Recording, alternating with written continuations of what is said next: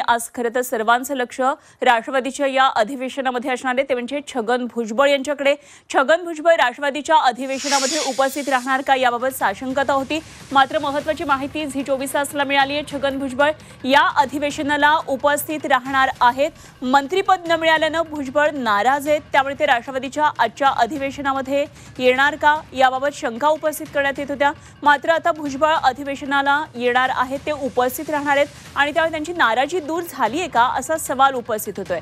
तर मंत्री धनंजय मुंडे सुद्धा या अधिवेशनामध्ये उपस्थित राहणार आहेत आणि वाल्मिक कराडवरून धनंजय मुंडेंवर विरोधकांकडून सातत्याने टीका होतीये, त्यामुळे मुंडे या अधिवेशनामध्ये उपस्थित राहणार का अशी चर्चा सुरू होती, मात्र धनंजय मुंडे दुपारी 12 वाजताच्या सुमारास अधिवेशनामध्ये उपस्थित राहतील अशी माहिती झी 24 तासला मिळाली आहे।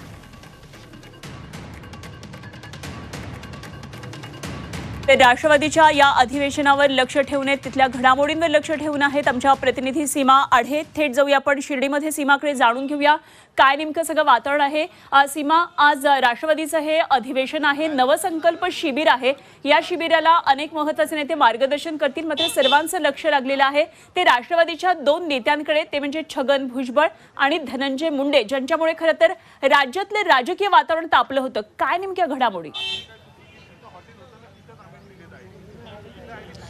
अनुपमा, आपण सर्वात आधी माजी मंत्री छगन भुजबळ यांच्या संदर्भात बोलूया। जेव्हापासून त्यांना मंत्रिपदापासून वंचित ठेवण्यात आलं, नागपूरमध्ये मंत्र्यांच्या शपथविधीनंतर ते पक्षापासून हळूहळू दूर जात आहेत का अशी एक चर्चा रंगलेली होती।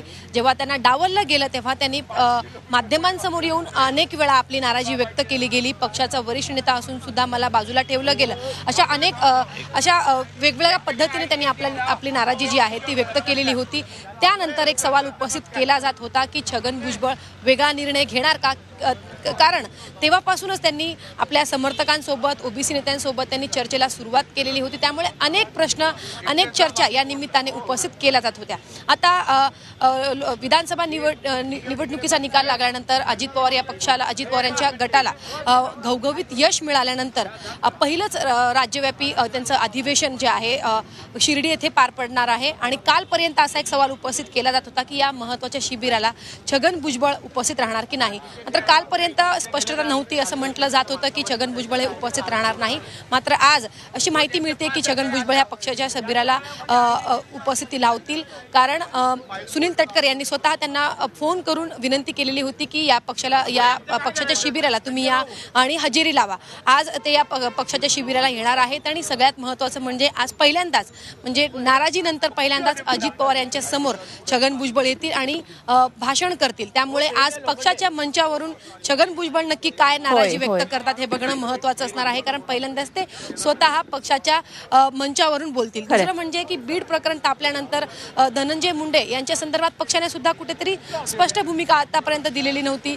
छगन भुजबळ, धनंजय मुंडे हे कुठेतरी बोलत नव्हते, त्यामुळे आजपासून सुरू होणाऱ्या पक्षाच्या शिबिराला धनंजय मुंडे नक्की काय बोलणार, त्यांच्यावरती आतापर्यंत जे काही आरोप केले गेले आहेत त्या संदर्भात ते खुलून बोलणार का हे पाहणं महत्त्वाचं असणार आहे।